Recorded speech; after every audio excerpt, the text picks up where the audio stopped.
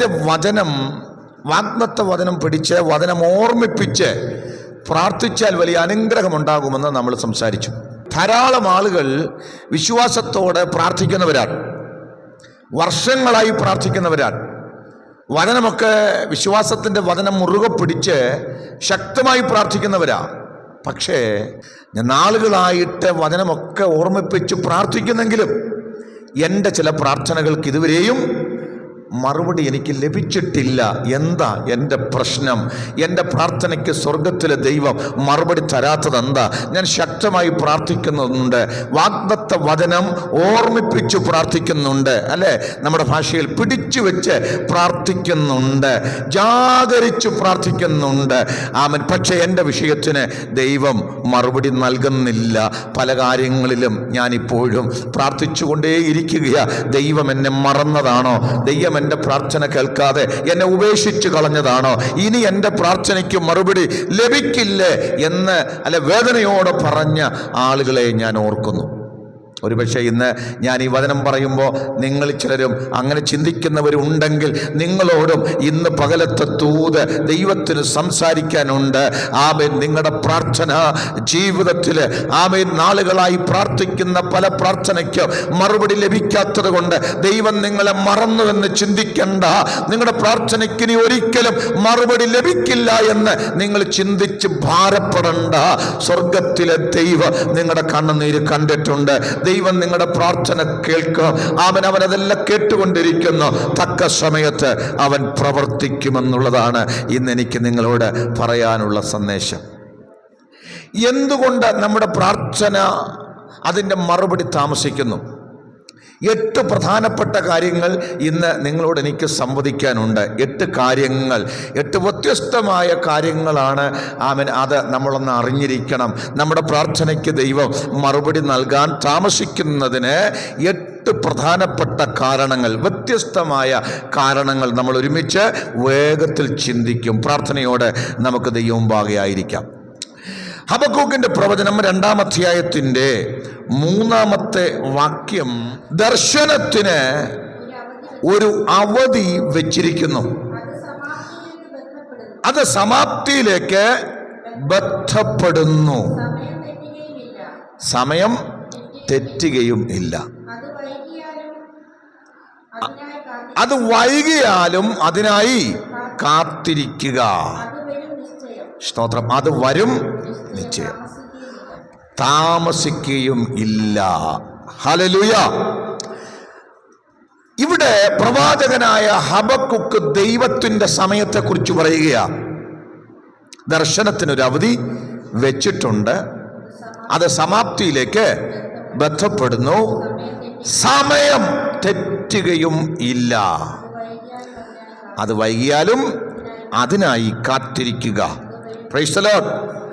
അവിടെ സമയം എന്നതിന് ഉപയോഗിച്ചിരിക്കുന്ന എബ്രായ ഭാഷയിലെ പദം മോയിദ് എന്ന പദമാണ്. മോയിദ് എന്താണ് ഈ മോയിദ് എന്ന് പറഞ്ഞാൽ അതിൻ്റെ അർത്ഥം നിയമിക്കപ്പെട്ട സമയമെന്ന. ദൈവത്തിന് നമ്മുടെ പ്രാർത്ഥനയ്ക്ക് മറുപടി തരാൻ, നമ്മുടെ ആവശ്യങ്ങളിൽ പ്രവർത്തിക്കാൻ, നിന്റെ കണ്ണുനീരിന് മറുപടി തരാൻ ദൈവം തന്നെ നിയമിച്ചു വച്ചിരിക്കുന്ന ഒരു സമയമുണ്ട്.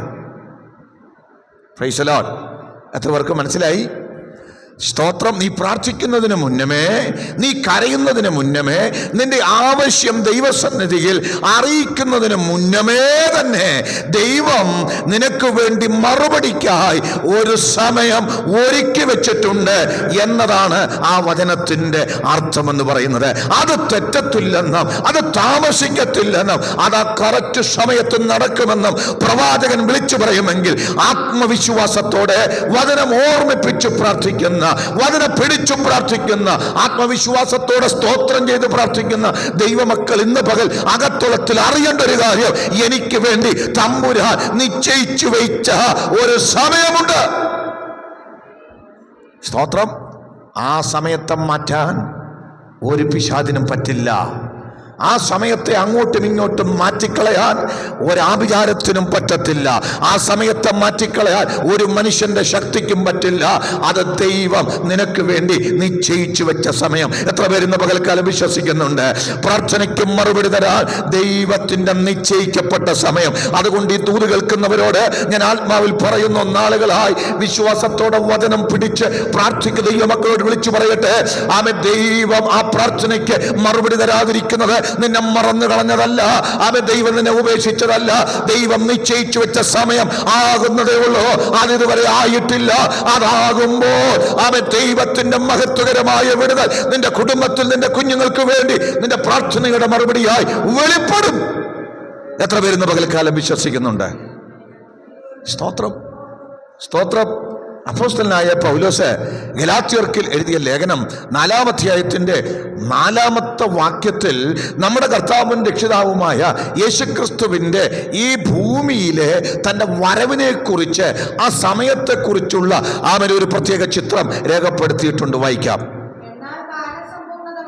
എന്നാൽ കാല സമ്പൂർണത വന്നപ്പോൾ ദൈവം തൻ്റെ പുത്രനെ സ്ത്രീയിൽ നിന്ന് ജനിച്ചവനായി, ന്യായപ്രമാണത്തിന്റെ കീഴ് ജനിച്ചവനായി നിയോഗിച്ചയച്ചു. സ്തോത്രം. കാലസമ്പൂർണത വന്നപ്പോൾ, സ്തോത്രം, എന്ന് പറഞ്ഞാൽ ദൈവം തൻ്റെ പുത്രനെ ഈ ഭൂതലത്തിലേക്ക് പ്രവേശിപ്പിക്കാൻ ആഗ്രഹിച്ച സമയത്തിന്റെ പൂർത്തീകരണം, അവനല്ലേ അതിൻ്റെ ആ സമയത്തിന്റെ പൂർത്തീകരണം നിശ്ചയിക്കപ്പെട്ട സമയം, ആ പ്രോപ്പർ ടൈം വന്നപ്പോൾ, ഹല്ലേലൂയ. എത്ര പേർക്ക് ഇന്ന് പകൽ സന്തോഷമുണ്ട്? പത്രോസും ഇതേ വാക്ക് പറയുന്നുണ്ട് കേട്ടോ. അതുകൊണ്ട് അവൻ നിങ്ങളെ തക്ക സമയത്ത് ഉയർത്തേണ്ടതിന് ദൈവത്തിന്റെ ബലമുള്ള കൈക്കീഴിൽ താണിരിപ്പി. എന്ന് പറഞ്ഞാൽ ദൈവത്തിന് നമ്മളെ ഉയർത്താ ഒരു സമയമുണ്ട്, തക്ക സമയ. അതിന് ഗ്രീക്ക് ഭാഷയില് കൈറോസ് എന്ന് പറയുക. സാധാരണ സമയം ക്രോണോസ് ആണെങ്കിൽ നമ്മുടെ കലണ്ടറുകള്, നമ്മുടെ സിസ്റ്റമൊക്കെ സമയത്ത് സൂചിപ്പിക്കുന്നത് ക്രോണോസ് എന്ന് പറയുന്ന പദമാണ്. പക്ഷേ കൈറോസ് എന്ന് പറയുന്ന പദം വിളിച്ചു പറയുന്നത് ദൈവം തന്റെ പ്രവർത്തിക്കായി നിയോഗിച്ച സമയം. എന്താ ഇതിൽ നിന്ന് ഞാനും നിങ്ങളും മനസ്സിലാക്കേണ്ടത്? ദൈവത്തിന് അബദ്ധം പറ്റിയത് കൊണ്ടോ, ദൈവം മറന്നത് കൊണ്ടോ, ദൈവം നിന്നെ ഉപേക്ഷിച്ചത് കൊണ്ടോ അല്ല. ദൈവത്തിന്റെ കൈറോസ് വരാ, ദൈവത്തിന്റെ മോയിത് സംഭവിക്കാൻ ഇന്ന് പകൽക്കാലം അവൻ നിശ്ചയിച്ച സമയം വരാ. അവന്റെ പദ്ധതിക്കുള്ള ദൈവത്തിന്റെ പ്ലാനിന്റെ പൂർത്തീകരണം വെളിപ്പെടുവാൻ, അതിന്റെ പ്രാർത്ഥനയുടെ മറുപടിക്കായി ദൈവം ഒരുക്കി വെച്ച സമയം വന്നപ്പോൾ, സ്തോത്രം. എത്ര പേർക്ക് സന്തോഷമുണ്ട്? ഹല്ലേലൂയ. ദൈവം തൻ്റെ സമയത്ത് പ്രവർത്തിക്കും. ആ സമയം നമ്മുടെ സമയം അല്ല, അത് ദൈവത്തിൻ്റെ സമയമാണ്. സ്തോത്രം, അല്ലേ? ആ സമയത്ത് പ്രവർത്തിക്കുമ്പോഴാണ് ദൈവത്തിൻ്റെ മഹത്വം വെളിപ്പെട്ടു വരുന്നത്. എത്ര പേർക്ക് മനസ്സിലായി? Hallelujah, hallelujah. ആ സമയത്തെക്കുറിച്ചുള്ള പഠനം ഭയങ്കര അത്ഭുതകരമാണ് കേട്ടോ. ഇന്ന് പകൽ ദൈവം പ്രവർത്തിച്ച ചില സമയങ്ങളുണ്ട്. ആ സമയം ഓർക്കുമ്പോൾ അയ്യോ ദൈവമേ, അങ്ങയുടെ സമയം എത്ര പെർഫെക്റ്റ് ആണെന്ന് നമുക്ക് മനസ്സിലാകും. എത്ര പേർക്ക് മനസ്സിലായി? സ്തോത്രം ചെയ്താട്ട് വിശ്വസിക്കുന്നവര് ഹാമാൻ മൊർദെഖായിയെ തൂക്കാൻ കഴുകുമരം ഒരുക്കി വെച്ചേച്ച് എല്ലാം സെറ്റ് ചെയ്തു വെച്ചിട്ടാണ് രാജാവിന്റെ അടുത്ത് വന്ന് പറയുന്നത്, അല്ലേ മൊർദെഖായിയെ തൂക്കാനുള്ള ആലോചന പ്രാപിച്ചെടുക്കാൻ രാജസന്നിധിയിൽ വന്നു നിൽക്കുന്ന ആ സമയം നിങ്ങൾ ഓർക്കുന്നുണ്ടോ? അന്ന് രാത്രി രാജാവിന് ഉറക്കം വന്നില്ലെന്നും അവൻ ദിനവൃത്താന്ത പുസ്തകം എടുത്ത് വായിച്ചെന്നും അതിനകത്ത് മൊർദെഖായി എന്ന് പറയുന്ന കാവൽക്കാരൻ എന്ന പടിവാതിൽക്കൽ കിടക്കുന്ന മനുഷ്യൻ രാജാവിനെ രക്ഷിച്ച കാര്യമൊക്കെ വായിച്ച് രാജാവ് ഉറക്കമില്ലാതിരിക്കുമ്പോഴാ ഇതാ ഹാമാൻ പടിവാതിൽക്കൽ നിൽക്കുക. രാജാവിന്റെ മനസ്സിലെ ചിന്ത, അയ്യോ ഞാൻ ആ മൊർദെഖായിക്ക് വേണ്ടി ഒന്നും ചെയ്തില്ലല്ലോ, അവൻ എന്റെ പ്രാണനെ രക്ഷിച്ചിട്ട് ഞാൻ അവന് വേണ്ടി ഒന്നും ചെയ്തില്ലോ എന്ന് വ്യാകുലപ്പെട്ട് നിൽക്കുമ്പോ പടിവാതിൽക്കൽ ഹാമാൻ വന്ന് നിൽക്കുക. സ്തോത്രം. ഹാമാന്റെ വരവെന്തിനാ? മൊർദെഖായിയെ കഴുകുമരത്തിൽ തൂക്കണം, യഹൂദ ജാതിയെ മുടിക്കണം. എന്താ സംഭവിച്ചത്? ദൈവത്തിൻ്റെ സമയമായപ്പോൾ ദൈവം രാജാവിൻ്റെ ഉറക്കം കളഞ്ഞു. എത്ര പേർക്ക് ഇന്ന് സന്തോഷമുണ്ട്? സ്തോത്രം. രാജാവിൻ്റെ ഉറക്കം കളഞ്ഞു. ദിനവൃത്താന്ത പുസ്തകം അവൻ എടുത്ത് വായിച്ചു. ആമേൻ, സ്തോത്രം. ഇന്ന് പകൽക്കാലം ഈ വചനമൊക്കെ വായിക്കുമ്പോൾ ദിനവൃത്താന്ത പുസ്തകം എടുത്ത് വായിച്ചെന്നൊക്കെ പറയുമ്പോൾ വലിയ പുസ്തകമാകട്ടോ. അതിനകത്ത് ഓരോ ദിവസവും നടക്കുന്ന പ്രധാന സംഭവങ്ങൾ എഴുതി വച്ചിരിക്കുന്ന പുസ്തകത്തിനകത്ത് നിന്ന് രാജാവിൻ്റെ കണ്ണിൽ ഉടക്കിയത് അവനല്ലേ, അവൻ മൊർദെഖായി അവൻ തന്നെ രക്ഷിച്ച ആ കഥയാ, ആ ചരിത്ര സംഭവമാ. അത് തന്നെ രാജാവിൻ്റെ കണ്ണിന് മുന്നിൽ കൊണ്ടുവരുവാൻ സ്വർഗത്തിലെ ദൈവത്തിൻ്റെ പ്ലാനും അതിന്റെ സമയവും ഇന്ന് പകൽക്കാലം തിരിച്ചറിയുന്ന എത്ര ദൈവമക്കളുണ്ട്? അവൻ പ്രവർത്തിച്ചാൽ പെർഫെക്റ്റായി പ്രവർത്തിക്കും. എത്ര പേർക്ക് സന്തോഷമുണ്ട്? ആമേൻ. ഇതാ ആമേൻ, ദൈവത്തിന്റെ പരിശുദ്ധ ആത്മാവ് ആമേൻ ഇന്ന് പകൽ പ്രവർത്തിക്കുന്ന വഴികളെ കുറിച്ച് തിരിച്ചറിയുന്ന ജനം അത്ഭുതപ്പെടും. ഇന്ന് പകൽ നിന്റെ പ്രാർത്ഥനയ്ക്ക് പലതിനും മറുപടി തരാതെ വൈകിപ്പിക്കുന്നത് ദൈവത്തിന് ചില പ്രത്യേക പദ്ധതികൾ, ദൈവത്തിലെ പ്ലാനുകൾ, ദൈവത്തിലെ പരിപാടികൾ നിന്റെ ജീവിതത്തിൽ, നിന്റെ കുടുംബത്തിൽ പെർഫെക്റ്റായ ചില വിടുതലുകൾ, ആമേൻ, ദൈവം ഒരുക്കിയ നന്മകള് ദൈവത്തിന്റെ കൃത്യസമയത്ത് വെളിപ്പെടാൻ ചില നന്മകൾ ഒരുപക്ഷെ ആമേൻ നീ താമസിക്കുന്നുവെന്ന് തോന്നിയേക്കാം. ചില പ്രാർത്ഥനയുടെ മറുപടികൾ ആമേൻ അല്ലേ താമസിക്കുന്നുവെന്ന് തോന്നിയേക്കാം. എന്നാൽ അത് താമസമല്ല, ദൈവത്തിന്റെ സമയം. അപ്പോൾ സംഭവിക്കുന്ന അത്ഭുതകരമായ കാര്യങ്ങൾ നിന്റെ ജീവിതത്തിൽ സംഭവിക്കണം. അതിനു വേണ്ടിയാ സ്തോത്രം. ഹാമാന്റെ ആശ നടന്നു ഇല്ല. രാജാവ് മാനിക്കുന്ന പുരുഷനെ എന്ത് ചെയ്യണമെന്ന ചോദ്യം ഹാമാനോട് ചോദിക്കുമ്പോൾ ഒട്ടും കുറയ്ക്കാതെ ഹാമാൻ പറഞ്ഞതെല്ലാം, നീ പറഞ്ഞതെല്ലാം ഒട്ടും കുറയാതെ പടിവാതിൽക്കൽ കിടക്കുന്ന മൊർദെഖായിക്ക് ചെയ്യാൻ രാജാവ് കൽപ്പിക്കുമ്പോൾ സ്തോത്രം, ദൈവത്തിൻ്റെ സമയത്തിൻ്റെ പൂർണ്ണത നിങ്ങൾക്ക് എത്ര പേർക്ക് മനസ്സിലാകും? അതുകൊണ്ട് എന്തുകൊണ്ട് പ്രാർത്ഥനയ്ക്ക് മറുപടി ലഭിക്കുന്നില്ല എന്ന ചോദ്യത്തിൻ്റെ ഉത്തരം ഇത്രേ ഉള്ളൂ. ദൈവം എനിക്കായി, എൻ്റെ കുടുംബത്തിനായി, എൻ്റെ കുഞ്ഞുങ്ങൾക്കായി, ഞാൻ പ്രാർത്ഥിച്ച വിഷയത്തിനായി അവിടുന്ന് കണ്ടിട്ടുള്ള അവിടുത്തെ പെർഫെക്റ്റ് ടൈം വന്നില്ല. ആ സമയം വരുമ്പോൾ അവൻ പ്രവർത്തിക്കും. സമയം വരുമ്പോൾ നിന്റെ കുഞ്ഞുങ്ങൾക്ക് വേണ്ടി പ്രവർത്തിക്കും. സമയം വരുമ്പോൾ നിന്റെ പ്രാർത്ഥനയ്ക്ക് അവൻ മറുപടി തരും. സമയം വരുമ്പോൾ അതിശയകരമായി നിങ്ങൾക്ക് വേണ്ടി ദൈവം പ്രവർത്തിക്കും. ഇത് വെറുതെ പറയുന്നതല്ല. വിശ്വസിക്കുന്നെങ്കിൽ നിങ്ങൾക്ക് ദൈവത്തിന് സ്തോത്രം ചെയ്യാം. ആ ഉദാഹരണം ഒരുപാട് പറയാനുണ്ട്, ഞാൻ ആ ഭാഗത്തേക്കൊന്നും പോകുന്നില്ല.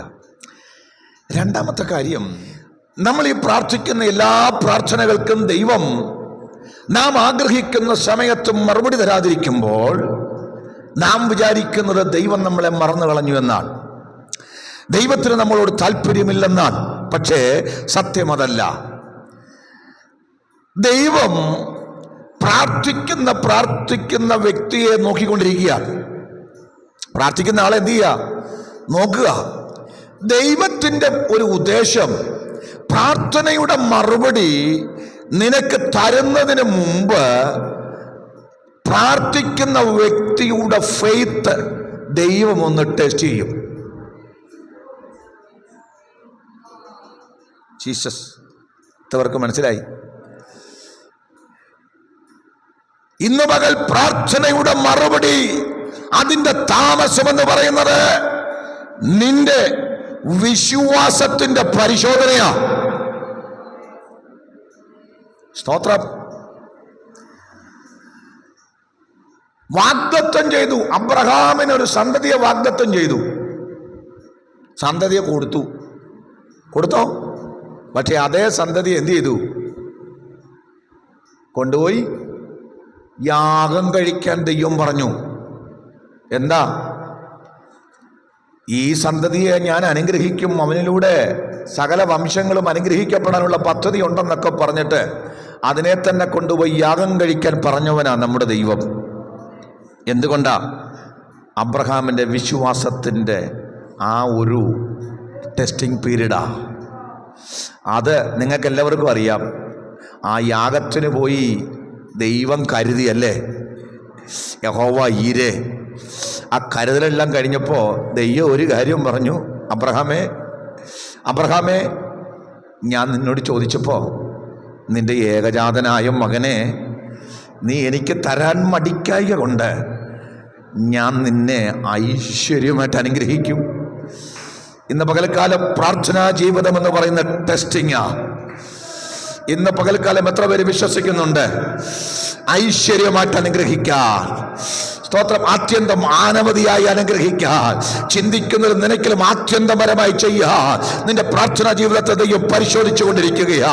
എത്ര പേര് ഇന്ന് പകൽക്കാലം ഈ ദൂത് വിശ്വസിക്കുന്നുണ്ട്? ഓ, പ്രാർത്ഥിക്കുന്ന ദൈവവൈതലേ, ദൈവമുമ്പാകെ വചനം പറഞ്ഞ് വിശ്വാസത്തോടെ കരയുന്ന ദൈവവൈതലേ, വിശ്വാസ വചനങ്ങൾ ഉദ്ധരിച്ച് ഊരുവിട്ട് പ്രാർത്ഥിക്കുന്ന ദൈവവൈതലേ, ദൈവം നിന്നെ പരിശോധിച്ചു കൊണ്ടിരിക്കുക. നിന്റെ വിശ്വാസം ആവരൊന്ന് ശുദ്ധീകരിക്കപ്പെടണം, അതൊന്ന് പക്വമാകണം. യാക്കോബിന്റെ ലേഖനം 1-ാം അധ്യായത്തിന്റെ 3-ാം വാക്യം, നിങ്ങളുടെ വിശ്വാസത്തിന്റെ പരിശോധന സ്ഥിരത ഉളവാക്കുന്നു. അല്ലേ? വായിച്ചേ. വാക്യം എനിക്കറിയാം, ഞാൻ പറഞ്ഞതാ. പക്ഷെ എല്ലാവരും എന്ത് ചെയ്യണം? കേൾക്കണം. നിങ്ങളുടെ വിശ്വാസത്തിന്റെ പരിശോധന സ്ഥിരത ഉളവാക്കുന്നു എന്നറിഞ്ഞ് അതശേഷം സന്തോഷമെന്നെണ്ണുവീൻ. പ്രാർത്ഥിക്കുന്ന സഹോദരങ്ങളെ, പ്രാർത്ഥിക്കുന്ന ദൈവജനമേ, വചനം പറഞ്ഞു പ്രാർത്ഥിക്കുന്നവരെ, ദൈവത്തെ ഓർമ്മിപ്പിച്ച് കരയുന്നവരെ, ദൈവം നിന്റെ വിശ്വാസത്തെ പരിശോധിച്ചുകൊണ്ടിരിക്കുകയാണ്. ആ പരിശോധനയിൽ ദൈവത്തിന്റെ ലക്ഷ്യം നിനക്ക് സ്ഥിരത ഉണ്ടാകണം. സ്തോത്രം. അവിടെ യാക്കോബ് പറയുന്ന ആ പദം സ്വർണം തീയിലിട്ട് ശുദ്ധീകരിക്കുന്ന പരീക്ഷണത്തെ കുറിച്ചാ. നിന്റെ വിശ്വാസത്തിന്റെ പരിശോധന. സ്തോത്രം. ഇത് നിന്നെ ഒന്ന് ബലപ്പെടുത്താൻ വേണ്ടിയാണ്, നിന്റെ വിശ്വാസത്തെ ശുദ്ധീകരിക്കാൻ വേണ്ടിയാണ്. സ്വർണം തീയിലിട്ടാൽ നമുക്കെല്ലാവർക്കും അറിയാം, അത് നശിക്കുകയല്ല, മാറ്റി വർദ്ധിക്കുകയാ. ഇന്ന് പകൽ ദീർഘനാളുകളായിട്ട് പ്രാർത്ഥിച്ചുകൊണ്ടിരിക്കുന്നവരറിയണം, ഈ ഓരോ ദിവസവും നീ പ്രാർത്ഥനയിൽ വിശ്വാസത്തിൽ കൂടുതൽ കൂടുതൽ കരുത്തോടെ വരണം. ക്ഷീണിക്കല്ലേ. ദൈവത്തിന്റെ പെർഫെക്റ്റ് ആയിട്ടുള്ള വിടുതലിലേക്ക് നീ അടുത്തോണ്ടിരിക്കുകയാ. ദൈവം നിനക്ക് വേണ്ടി ഒരുക്കിയിരിക്കുന്ന സമൃദ്ധിയായ നന്മയിലേക്ക് നീ പോയിക്കൊണ്ടിരിക്കുകയാ. ഇവിടെ നീ ക്ഷീണിക്കാനല്ല, ഓരോ ദിവസവും നിന്റെ വിശ്വാസം ശുദ്ധീകരിക്കപ്പെട്ട്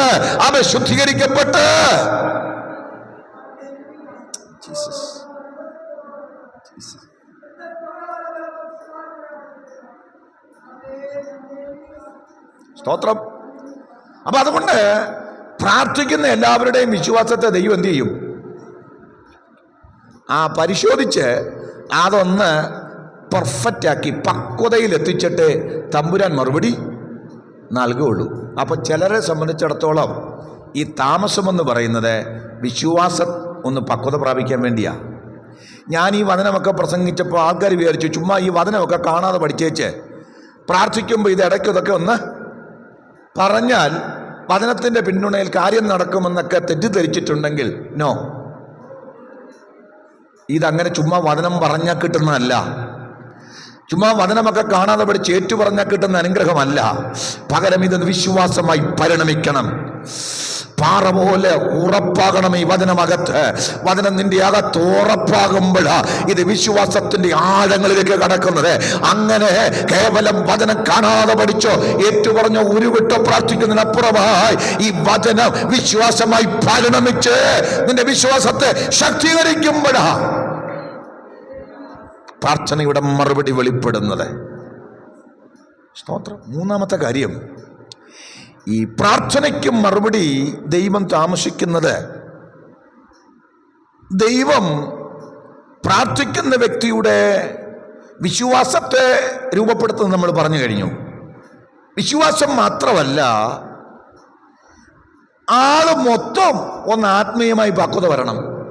ദൈവം ആഗ്രഹിക്കുന്ന നിലയിൽ നമുക്കൊരു വ്യത്യാസം വരണം. ഞാൻ പറഞ്ഞത് മനസ്സിലാവുന്നുണ്ടോ? പ്രാർത്ഥിക്കുന്ന വ്യക്തിക്ക് രൂപാന്തരമുണ്ടാകാൻ ദൈവം കാത്തിരിക്കുന്നു. സ്തോത്രം. യോസഫിനെ മിസ്രൈമിൽ മന്ത്രിയാക്കി ദൈവത്തിന് ഒറ്റ ദിവസം കൊണ്ട് മാറ്റാമായിരുന്നു. പറ്റത്തില്ല വെച്ചാ? എന്തിനാ ഈ പൊട്ടക്കിണറ്റിൽ കൊണ്ടിട്ട് കാരാഗ്രഹത്തിനകത്ത് കൊണ്ടിട്ട് ഈ മാതിരി പ്രശ്നങ്ങളൊക്കെ ഉണ്ടാക്കുന്ന എന്തിനാ? അവിടുന്ന് പൊക്കി എടുത്തുകൊണ്ട് നേരെ കൊണ്ട് പ്രധാനമന്ത്രി കസേരയിൽ സ്വർഗത്തിലെ ദൈവത്തിന് ഇരുത്താൻ പറ്റില്ലേ? അത് പറ്റുമെന്ന് വിശ്വസിക്കുന്ന എത്ര പേരുണ്ട്? സ്തോത്രം. ദൈവത്തിന് ഒരു കാര്യവും അസാധ്യമല്ല. പക്ഷേ ആ കസേരയിൽ കൊണ്ടിരുത്തുന്നതിന് മുമ്പ് അവന്റെ വചനത്താൽ അവന് ശോധന വന്ന് അവൻ ആത്മീയ പക്വതയിലേക്ക് അവനൊന്ന് എത്തിച്ചേരണം. ആ കസേരയിൽ ഇരിക്കാനുള്ള ആ കരുത്തിലേക്ക് അവനൊന്ന് വരണം. ആ കഷ്ടതകൾ അവനെ രൂപാന്തരപ്പെടുത്തണം. പൊട്ടക്കിണറിന്റെ അനുഭവം അവന് രൂപാന്തരം കൊടുക്കണം. പ്രൈസലോ. കാരാഗ്രഹം അവനെ പഠിപ്പിക്കണം. ആ കഷ്ടത, അതുകൊണ്ടാ റോമാലേഖനം 5-ാം അധ്യായത്തിൽ പറയുന്നത്, കഷ്ടത സഹിഷ്ണുതയെയും സഹിഷ്ണുത സിദ്ധതയെയും സിദ്ധത പ്രത്യാശയെയും ഉളവാക്കുന്നു. എന്താ? പ്രാർത്ഥിക്കുന്ന ദൈവവേദനയെ കഷ്ടത മാറാൻ, പ്രയാസം മാറാൻ, ദുഃഖം മാറാൻ, ദുരിതം മാറാൻ കരയുകയും പ്രാർത്ഥിക്കുകയും ചെയ്യുമ്പോൾ ദൈവം പെട്ടെന്ന് ആ കഷ്ടതകളെയും പ്രതിസന്ധികളെയും തകർച്ചകളെയും എടുത്തു മാറ്റാത്തെന്നറിയാമോ? അത് നിന്റെ അകത്ത് കൊണ്ടുവരേണ്ട ചില രൂപാന്തര മണ്ഡലങ്ങളുണ്ട്. എത്ര പേര് വിശ്വസിക്കുന്നുണ്ട്? വചനം പറയുക, കഷ്ടത സഹിഷ്ണുത കൊണ്ടുവരണം. കഷ്ടതയിലൂടെ പ്രയാസത്തിലൂടെ പോകുന്ന ദൈവ പൈതലിന് സഹിഷ്ണുത ഉണ്ടാവണം. ഉണ്ടാകണ്ടേച്ച സ്തോത്രം. അതൊരു ദൈവ പൈതലിന്റെ ഏറ്റവും ആവശ്യമാണ്. അവന് സഹിക്കാനുള്ള കരുത്തുണ്ടാകണം. എന്തും നേരിടാനുള്ള കരുത്തുണ്ടാകണം. അത് വരുത്താൻ വേണ്ടിയാ ഈ കഷ്ടത. അതങ്ങ് മാറാൻ പെട്ടെന്ന് പ്രാർത്ഥിച്ചാൽ അങ്ങ് മാറ്റുമോ? ഇല്ല. ഈ കരുത്ത്, സഹിഷ്ണുത വരണം. 2, ഈ സഹിഷ്ണുത ഉള്ളവർക്ക് എന്തോ ഉണ്ടാകുമെന്ന? കഷ്ടത സഹിഷ്ണുതയെയും സഹിഷ്ണുത സിദ്ധതയും. അപ്പൊ സിദ്ധത ഉണ്ടാക്കും. എന്തുവായി സിദ്ധത? ഞാൻ നിങ്ങളോട് പറഞ്ഞിട്ടുള്ളതാ, ഓർമ്മയുണ്ടോ? എന്നതാ സിദ്ധത? Very good. Good character. ഒരു നല്ല സ്വഭാവം ഉണ്ടാവും. അപ്പൊ കഷ്ടത എന്തിനാ? സഹിഷ്ണുത നല്ല ക്യാരക്ടറിലേക്ക് നയിക്കാനാ. എന്തുവായി ഗുഡ് ക്യാരക്ടർ? എന്തുവാ ബാഡായിട്ടുള്ള ക്യാരക്ടർ? എന്താ? ഞാൻ പറയാം. വിശ്വാസിയൊക്കെയാ, പക്ഷേ ചെറിയൊരു പ്രയാസം വന്നാൽ തന്നെ പ്രാർത്ഥിക്കണ്ടായിരുന്നു, പ്രാർത്ഥിച്ചിട്ടൊരു ഗുണവും ഇല്ല, ആരാധിച്ചിട്ടൊരു പ്രയോജനവും. മനസ്സിലാവുന്നുണ്ടോ? അല്ലേ? പ്രവാചകൻ പറഞ്ഞതുപോലെ എന്താ? ഞങ്ങൾ കറുപ്പെടുത്ത് നടന്നത് വ്യർത്ഥം, ദൈവത്തിന്റെ കാര്യം നോക്കിയത് ഉയർച്ചം, ആരാധിച്ചത് വ്യർത്ഥം. എന്നും പോരാട്ടമാണോ? പ്രാർത്ഥിച്ചിട്ടൊരു മറുപടിയില്ലേ? പെറുപിറുക്കുക, ആവലാതി പറയുക. ഇസ്രായേൽ മക്കൾ മരുഭൂമിയിൽ ചെയ്തതുപോലെ എന്തൊക്കെ അത്ഭുതങ്ങളും അടയാളങ്ങളും കണ്ടതാ, എന്തെല്ലാം വീര്യപ്രവൃത്തി കണ്ടതാ, അല്ലേ? അവരുടെ ജീവിതം മുഴുവനും അത്ഭുതത്തിന്റെ പരമ്പരകൾ കണ്ടവരാ. പക്ഷേ അവർക്കാർക്കും ആത്മീകമായി പക്വതയില്ലാതെ, നല്ലൊരു ക്യാരക്ടർ ഉണ്ടാകാതെ മരുഭൂമിയിൽ വെച്ച് ദൈവത്തെ പരീക്ഷിച്ച്, മരുഭൂമിയിൽ ദൈവത്തോട് മത്സരിച്ച് ദൈവത്തെ ചോദ്യം ചെയ്യുക. മരുഭൂമിയിൽ മേശ ഒരുക്കാൻ ദൈവത്തിന് കഴിയുമോ? ഞങ്ങൾക്ക് മരുഭൂമിയിൽ ഇറച്ചു തരാൻ ദൈവത്തിന് പറ്റുമോ? ദൈവത്തെ ചോദ്യം ചെയ്യുന്ന, ദൈവത്തെ പരീക്ഷിക്കുന്ന, ദൈവത്തെ അവിശ്വസിക്കുന്ന ജീവിതമാണ് വളരെ ബാഡായിട്ടുള്ള ക്യാരക്ടർ, വളരെ മോശപ്പെട്ട സ്വഭാവമാണ്. അങ്ങനൊരു സ്വഭാവത്തിൽ ആത്മികൻ വരാതെ എന്താ ഗുഡ് ക്യാരക്ടർ? കഷ്ടതയിലൂടെ പോയവൻ, സഹിഷ്ണുതയിലൂടെ ജീവിച്ചവൻ, അവന് സിദ്ധതയുണ്ടാകും.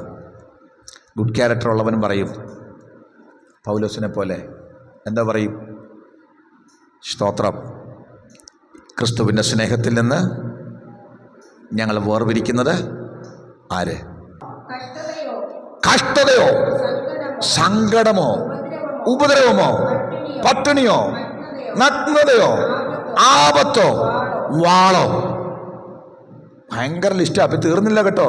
38-ാം വാക്യം, മരണത്തിനോ ജീവനോ ദൂതന്മാർക്കോ വാഴ്ചകൾക്കോ അധികാരങ്ങൾക്കോ ഇപ്പോഴുള്ളതിനോ വരുവാനുള്ളതിനോ ഉയരത്തിനോ ആഴത്തിനോ ഇങ്ങനെ യാതൊരു സൃഷ്ടിക്കോ നമ്മുടെ കർത്താവായ യേശു ക്രിസ്തുവിലുള്ള ദൈവ സ്നേഹത്തിൽ നിന്ന് നമ്മെ വേർപിരിക്കൽ കഴിയില്ല എന്ന് ഞാൻ ഉറച്ചിരിക്കുന്നു.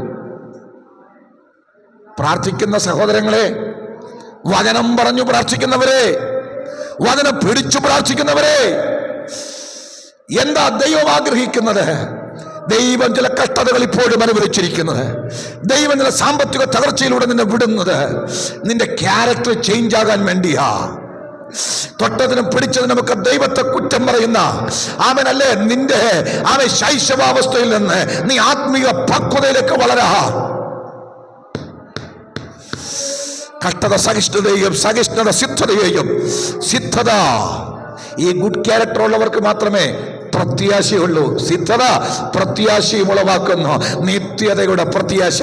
അതുകൊണ്ടാണ് പൗലോസ് പറഞ്ഞത്, ആമേൻ, നൊടി നേരത്തേക്കുള്ള ഞങ്ങളുടെ ലഘുവായ കഷ്ടം അത്യന്തം അനവധിയായി തേജസ്സിന് നിത്യ കാലം കിട്ടുവാൻ കാരണമാകുന്നു പ്രത്യാശ. ഇന്ന് പകൽക്കാലം എത്ര പേർക്ക് മനസ്സിലാകുന്നുണ്ട് ജീവിതത്തിൽ ദൈവം ചില പ്രതിസന്ധികൾ അനുവദിച്ചിരിക്കുന്നത് നീ ഒന്ന് രൂപാന്തരപ്പെടാൻ വേണ്ടിയാ, നീ ഒന്ന് മെച്യൂരിറ്റി ഉണ്ടാകാൻ വേണ്ടിയാ, നീ ഒന്ന് അനുഗ്രഹിക്കപ്പെടാൻ വേണ്ടിയാ. നിന്നെ ദൈവം ഒരു ശുശ്രൂഷ ഫലമേൽപ്പിക്കാൻ ആഗ്രഹിക്കുന്നെങ്കിൽ നിന്റെ ജീവിതത്തിന് വ്യത്യാസം വരുത്തിയേ പറ്റുകയുള്ളൂ.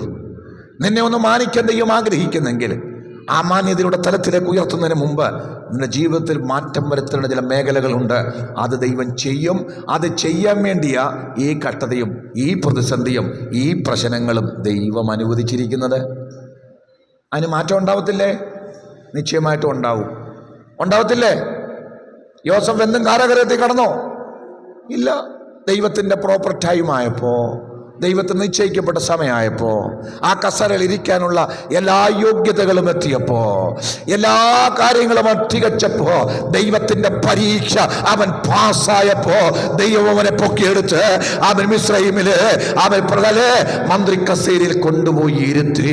ഇന്ന് പകൽക്കാല അവൻ ദൈവം ചിലരെ മാനിക്കാൻ ആഗ്രഹിക്കുന്ന, ദൈവം ചിലരെ ഉയർത്താൻ ആഗ്രഹിക്കുന്ന, ചില പ്രാർത്ഥനയ്ക്ക് മറുപടിയായി ചില വിടുതലുകൾ അയക്കാൻ ആഗ്രഹിക്കുന്ന ദൈവം ആഗ്രഹിക്കുന്ന നിലയിൽ നിന്റെ ആത്മജീവിത, നിന്റെ കുടുംബജീവിത, നിന്റെ സഭാ ജീവിത, നിന്റെ ജീവിതത്തിന്റെ എല്ലാ മണ്ഡലങ്ങളും അവൻ രൂപപ്പെടാൻ, പക്വത പ്രാപിപ്പാൻ ദൈവം ആഗ്രഹിക്കുന്നു. അതുകൊണ്ട് ദൈവം നമ്മുടെ പ്രാർത്ഥനയ്ക്ക് മറുപടി നൽകാത്തത് ഇങ്ങനെ ചില കാര്യങ്ങൾ. ഞാൻ എത്ര കാര്യം പറഞ്ഞു? 3 കാര്യങ്ങൾ പറഞ്ഞല്ലേ? എന്തൊക്കെയാ? 1, ഉറക്കപ്പറ, പ്രാർത്ഥനയ്ക്ക് ദൈവം മറുപടി തരാത്തത്, താമസിക്കുന്നത് ദൈവത്തിൻ്റെ നിശ്ചിതമായ നിയമിക്കപ്പെട്ട സമയം വരാത്തത് കൊണ്ടാണ്. 2ാമത്തെ കാര്യം, നമ്മുടെ വിശ്വാസം ശക്തീകരിക്കപ്പെടണം. അതാ. 3, വിശ്വാസം മാത്രം ശക്തീകരിക്കപ്പെട്ടാൽ പോരാ, ദൈവത്തിൻ്റെ സമയമാകുന്നതിന് മുമ്പ് നീ എന്ന വ്യക്തി, പ്രാർത്ഥിക്കുന്ന വ്യക്തിയിൽ രൂപാന്തരം നടക്കണം, വ്യക്തിയിൽ മാറ്റമുണ്ടാകണം, വ്യക്തിയിൽ പക്വത ഉണ്ടാകണം. മനസ്സിലാവുന്നുണ്ടോ? സ്തോത്രം. 4ാമത്തെ വിഷയം എന്ന് പറയുന്നത്, ദൈവം നമ്മുടെ പ്രാർത്ഥന അതിൻ്റെ മറുപടി തടയുന്നത് അല്ലെങ്കിൽ അത് താമസിപ്പിക്കുന്നു എന്ന് തോന്നുന്നത്, നമ്മുടെ പ്രാർത്ഥനയുടെ മറുപടി തടഞ്ഞു വെക്കുന്ന ചില ആത്മതലങ്ങളുണ്ട്. അത് നമ്മൾ സ്ഥിരം പറയുന്നത്. ആ ഒരു തലങ്ങളേ ഉള്ളൂ നമുക്ക് മിക്കവാറും അറിയാവുന്നത്. അത് പറഞ്ഞാൽ അടിക്കുന്നത് മൊത്തം. സ്തോത്രം അല്ലേ? എല്ലാ ഉപവാസ പ്രാർത്ഥനയ്ക്കും എല്ലാ പ്രാർത്ഥനകൾക്കും ആ ഒരു തലം പറയും. എന്താ? എല്ലാത്തിനും പിന്നിൽ ചില പൈശാചിക പോരാട്ടങ്ങൾ. ഞാനും അത് പറയുന്നു, വചനത്തിലുള്ളതാ. അങ്ങനെ ചില തടസ്സങ്ങളുണ്ട്. പക്ഷേ അതല്ല ഏറ്റവും പ്രധാനം. അതിലും പ്രധാനം മേളി പറഞ്ഞതാ, തമ്പുരാന്റെ ടൈമിന്റെ പ്രശ്നം, നിന്റെ വിശ്വാസത്തിന്റെ സ്ഥിരപ്പെടലിന്റെ പ്രശ്നം, നിന്റെ ആത്മീയ പക്വതയുടെ പ്രശ്നം. 4ാമത്തെ സംഗതിയാണ് ആത്മമണ്ഡലത്തിലെ ചില പോരാട്ടങ്ങൾ. അല്ലേ? ശത്രുവായവൻ നമ്മുടെ പ്രാർത്ഥനയുടെ മറുപടിക്കെതിരെ വാദിക്കുന്ന ചില മണ്ഡലങ്ങൾ. അല്ലേ? സ്തോത്രം. എന്നാൽ ആ മണ്ഡലം നമ്മളൊന്ന് ആത്മാവിൽ സ്ഥിരപ്പെട്ട് പ്രാർത്ഥിച്ചാൽ, ദാനിയേൽ ദൈവസന്നിധിയിൽ ഉപവസിച്ചപ്പോ പ്രാർത്ഥനയ്ക്ക് മുഴങ്കാലും മടക്കിയപ്പോ പാർസി രാജ്യത്തിന്റെ പ്രഭു ആമേൻ അവന്റെ പ്രാർത്ഥനയ്ക്ക് വിരോധമായി എഴുന്നേറ്റു. പ്രാർത്ഥിച്ച അന്ന് തന്നെ ദൈവദൂതന്റെ കയ്യിൽ മറുപടി കൊടുത്തു വിട്ടതാച്ച. പക്ഷേ പാർസി രാജ്യത്തിന്റെ പ്രഭു തടസ്സമുണ്ടാക്കി. പക്ഷേ ദാനിയേലെ പ്രാർത്ഥന തുടർന്നപ്പോ ദൈവം തന്റെ മിഖായേലിനെ അയച്ച് ആമന യുദ്ധത്തിൽ ആമനല്ലേ പാർസി രാജ്യത്തിന്റെ പ്രഭുവിനോട് ആമൻ പടപെട്ടുകയും തന്റെ ദാസന് വേണ്ടി 21-ാം ദിവസം പ്രാർത്ഥനയുടെ ഉത്തരം കൊണ്ടുകൊടുക്കുകയും ചെയ്തു. അങ്ങനെയെങ്കിൽ ഇന്ന് പകൽ നീ യുദ്ധം ചെയ്യാൻ തയ്യാറാകാത്തത് കൊണ്ട് നിന്റെ ചില പ്രാർത്ഥനയുടെ മറുപടി തടസ്സപ്പെടുന്നു. സ്തോത്രം. പൗലോസ് എഫെസ്യ ലേഖനത്തിൽ പറയും, നമുക്ക് പോരാട്ടമുള്ളത് ജഡരക്തങ്ങളോട് അല്ല, വാഴ്ചകളോടും അധികാരങ്ങളോടും ഈ അന്ധകാരത്തിന്റെ ലോകാധിപതികളോടും സ്വർലോകത്തിലെ ദുഷ്ടാത്മ സേനകളോടും അത്രേ. അതുകൊണ്ട് എന്ത് ചെയ്യണം അച്ഛാ? അവരോട് പോരാടണം.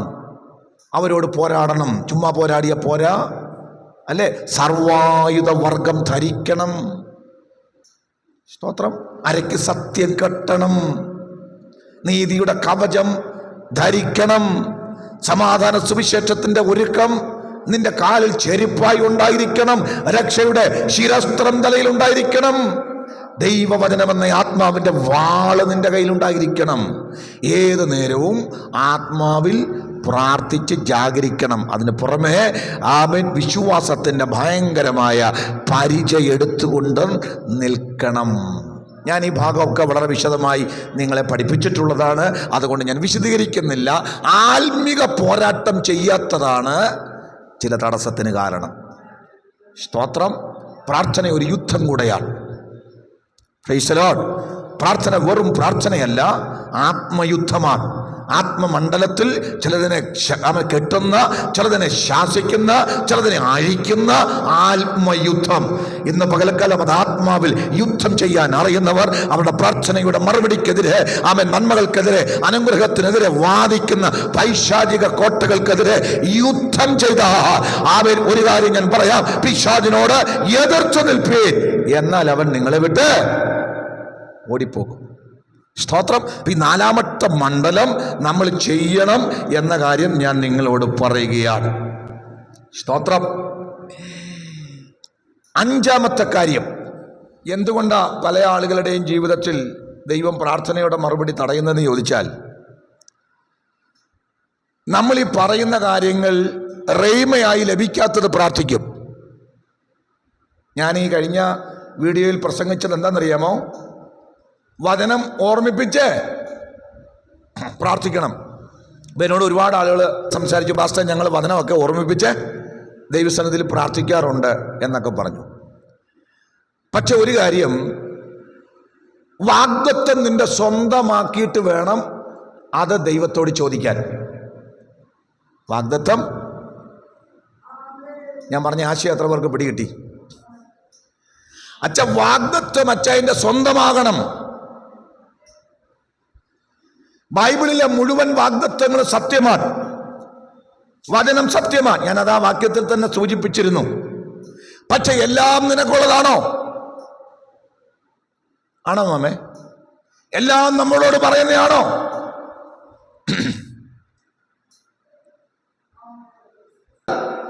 പെരുവെള്ളത്തിലൂടെ കടന്നാൽ അത് നിന്റെ മേളിൽ കവിയത്തില്ല. ഇങ്ങനൊരു സംഭവം നടന്നതാണ്. അത് പോൾ യോങ്കിച്ചോ നിങ്ങൾക്ക് എല്ലാവർക്കും അറിയാം. അദ്ദേഹത്തിൻ്റെ പ്രസംഗത്തിൽ നിന്ന് ഇൻസ്പയർഡ് ആയിട്ട് കുറച്ച് യുവതികൾ ഇതുപോലെ യോഗം നടക്കുന്ന സ്ഥലത്ത് പോകാനായിട്ട് നോക്കിയപ്പോൾ അവിടെ നദി കരകവിഞ്ഞ് ഒഴുകുക. വിശ്വാസത്തിൻ്റെ പ്രസംഗമാണ് അദ്ദേഹം പ്രസംഗിക്കുന്നത്. പാസ്റ്ററുടെ പ്രസംഗം കേട്ടിട്ട് ഇവർ വിശ്വാസത്തോടെ പ്രാർത്ഥിച്ച് അതിലേക്ക് എന്ത് ചെയ്തു? ഭയങ്കര വാർത്തയായി. അവരെന്ത് ചെയ്തു? കൊല്ലപ്പെട്ടു. എന്താ കാരണം? ബൈബിൾ സത്യമാ, വാഗ്ദത്തം സത്യമാ, പക്ഷേ അത് നിനക്കുള്ളതായില്ല. നിനക്കാവണമെങ്കിൽ നിന്നോട് സംസാരിക്കണം. ഒരാമേൻ പറയുമോ?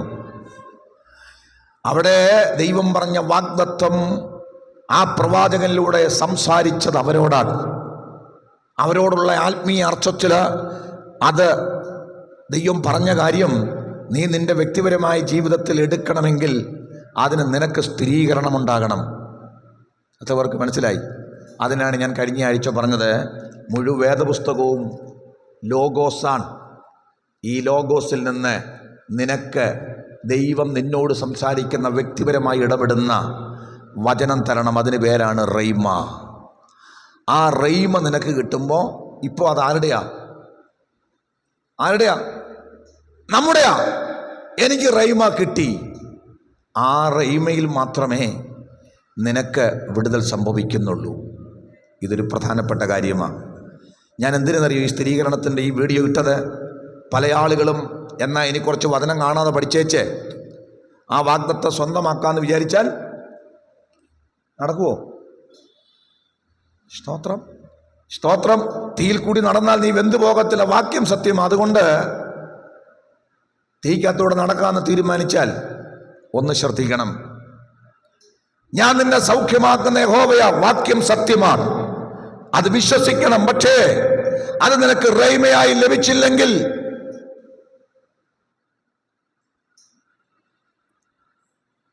ഞാൻ പറഞ്ഞത് കേട്ട് ആരെങ്കിലും പ്രസംഗിക്കുന്നത് കേട്ട് മാത്രം നിങ്ങൾ ഇനി മുതൽ മരുന്ന് കഴിക്കുന്നില്ല എന്ന് തീരുമാനിച്ചാൽ ഗുരുതരമായ പ്രശ്നങ്ങളിലേക്ക് വരും എന്ന കാര്യം കൂടെ നിങ്ങളോട് ഞാൻ ഓർമ്മപ്പെടുത്തുന്നു. പക്ഷെ ദൈവം നിങ്ങളോട് പറയുക, ഞാൻ നിന്നെ സൗഖ്യമാക്കുന്ന യഹോവ. അതെൻ്റെ അകത്തളത്തിൽ എന്നോട് സംസാരിച്ചെന്ന് എനിക്ക് ഉറപ്പാണെങ്കിൽ സ്തോത്രം, ആ വചനം ജീവിക്കുന്ന വചനമാ. അത് നിന്നെ സൗഖ്യമാക്കിയിരിക്കും. Praise the Lord, praise the Lord. അതിനാ ഈ വചനവുമായിട്ടുള്ള നിരന്തര സമ്പർക്കത്തിൽ ദൈവം നിന്നോട് സംസാരിക്കുന്ന ആത്മീയ തലത്തിൽ നീ ഉയർത്തപ്പെട്ടെങ്കിൽ മാത്രമേ ഈ വചനത്തിൻ്റെ സത്യം മനസ്സിലാക്കിയുള്ളൂ. ഞാൻ ഇന്ന് എൻ്റെ വാക്കിലൂടെ അവസാനിപ്പിക്കും. ഇനി ഒന്ന് രണ്ട് കാര്യങ്ങളൂടെ പറയാനുണ്ട്. ആ ഭാഗത്തിലേക്ക് ഇന്ന് പോകുന്നില്ല. ഇന്ന് വചനം കേൾക്കുന്ന എൻ്റെ പ്രിയപ്പെട്ട സഹോദരങ്ങളെ, ഈ വാഗ്ദത്ത വചനം ഓർമ്മിപ്പിച്ച് പ്രാർത്ഥിക്കുന്ന നിങ്ങളോട് നിങ്ങളുടെ പ്രാർത്ഥനാ ജീവിതത്തെ മാറ്റിമറിക്കുന്ന ചില അനുഭവങ്ങളായി ഇന്ന് ഞാൻ സംസാരിച്ചത്. നീ ദീർഘനാളുകളായി പ്രാർത്ഥിക്കുന്ന പ്രാർത്ഥനയ്ക്ക് സ്വർഗത്തിലെ ദൈവം മറുപടി തരാൻ ആഗ്രഹിക്കുന്നു. പക്ഷേ ദൈവം അത് തരാത്തത്, ചിലപ്പോൾ അത് താമസമായിരിക്കുന്നത്, അതിൻ്റെ കാരണം ദൈവത്തിൻ്റെ പ്രോപ്പർ ടൈം, ദൈവത്തിന് നിശ്ചയിക്കപ്പെട്ട സമയം വരാത്തത് കൊണ്ടാണ്. നിശ്ചയിക്കപ്പെട്ട സമയം വരുമ്പോൾ നീ പ്രതീക്ഷിക്കാത്ത സമയത്ത്, നീ ചിന്തിക്കാത്ത സമയത്ത് ദൈവത്തിൻ്റെ സമയമാകുമ്പോൾ ദൈവം ആ വിഷയത്തിൽ മറുപടി അയച്ചിരിക്കും.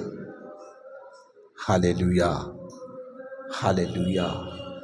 എന്തുകൊണ്ടാണ് ദൈവം നിൻ്റെ പ്രാർത്ഥനയ്ക്ക് മറുപടി തരാൻ വൈകുന്നത്? ദൈവത്തിന് നിൻ്റെ വിശ്വാസത്തെ ഒന്ന് ശക്തീകരിക്കണം. സ്വർണം ശുദ്ധീകരിക്കുന്നത് പോലെ നിൻ്റെ വിശ്വാസത്തെ ശുദ്ധീകരിക്കണം. അതിനു വേണ്ടിയാ ദൈവം ഈ വൈകിപ്പിക്കൽ നടത്തുന്നത്. എന്തിനു വേണ്ടിയാച്ചാ ദൈവം ഈ പ്രാർത്ഥനയ്ക്ക് മറുപടി താമസിപ്പിക്കുന്നത്? അതിന് പിന്നിൽ ദൈവത്തിൻ്റെ ഉദ്ദേശം, ഈ പ്രാർത്ഥിക്കുന്ന നിൻ്റെ ക്യാരക്ടർ ചേഞ്ച് ആകണം, നിനക്കൊരു ആത്മീയ പക്വത ഉണ്ടാകണം. ഹല്ലേലൂയ. ആ വിശ്വാസം വർദ്ധിക്കണം. കഷ്ടത സഹിഷ്ണുതയെയും, സഹിഷ്ണുത സിദ്ധതയെയും, സിദ്ധത പ്രത്യാശയും ഉളവാക്കുന്നു. നിൻ്റെ സ്വഭാവത്തിന് ചേഞ്ച് ഉണ്ടാകണം, ക്യാരക്ടർ മാറണം. എന്തിനാ ദൈവം നിൻ്റെ പ്രാർത്ഥന താമസിപ്പിക്കുന്നത്? നമ്മളൊക്കെ സാധാരണ കേട്ട് മനസ്സിലാക്കിയ ഒരു കാര്യമാണ് പോരാട്ടം. നിശ്ചയമായും നീ അനുഗ്രഹിക്കപ്പെടുന്നതും നിൻ്റെ പ്രാർത്ഥനയ്ക്ക് മറുപടി ലഭിക്കുന്നതും പിശാചിന് ഇഷ്ടമല്ല.